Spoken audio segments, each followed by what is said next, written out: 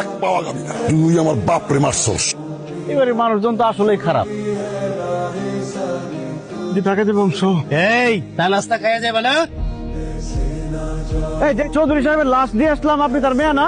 আমারে আপনার সাথে প্লিজ নিয়ে চলেন। আপনার কি মাথা খারাপ হয়েছে? আপনার আমার সাথে নিয়ে যাবো? আপনার যে দুইটা গুন্ডা ভাই আছে, আমার চোখের সামনে দিয়ে একজনকে গুলি করে মারছে, আপনার নিয়ে গেলে আমার গুলি করে মারবো না? আপনি জানেন কিন্তু।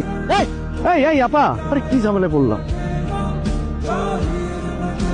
আর কত বড় কলিজা, সে আমার বাসার ভিতরে একটা নারী মানুষ লুকায় রাখছে। এবার আপনারাই কোন ওর কি শাস্তি হওয়া উচিত?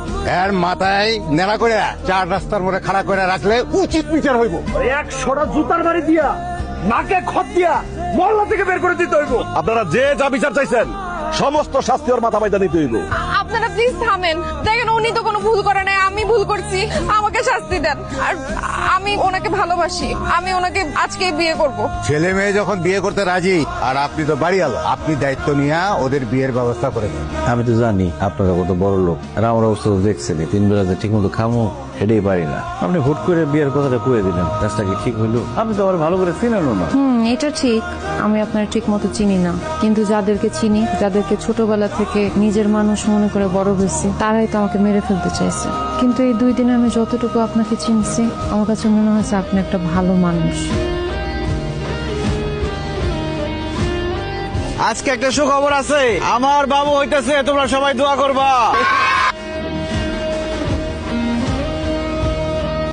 হ্যাঁ কিরণ, এই তুই কই আছিলি? এটা তো সমুদ্রে আইছে, তোর কোনো খোঁজ খবর না পাইয়া আমি এখন আবার আপ্যায়ন করতে করতে ব্যাপারটা শেষ হয়ে গেলাম। আয় এদিকে আয়। আরে এত ভয় পাওয়ার কি আছে? আমরা আসছি আমার বোন কেমন আছে সেটা দেখতে। ভয় ভয় পাইবো? ও তো আমার বাইসটা। আরে এই, ও ভয় পাওয়া বলার নাকি? ও আমার বাদি যাত, বুঝছো না? তুমি সব ভুলে গেছো।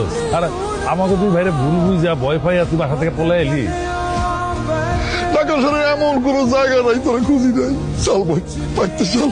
আসলে তখন দুজনের উপর আমাকে যেটুকু রাগ আসছিল, আইসা যখন তোরা দেখলাম যে তুই মা হবি, আমরা 2 ভাই মামা হমু, সব রাগ শেষ হয়ে গেছে, কোনো রাগ নাই। চল বোন, ভাই তুমিও চল আমার লগে, চলো। অগরে সিংহাসনে বসাও। আমাকে যা কিছু সহায় সম্পত্তি আছে আজকে থেকে সব তোমার। আমার না সবকিছু কেমন জানি সাজানো সাজানো লাগতেছে।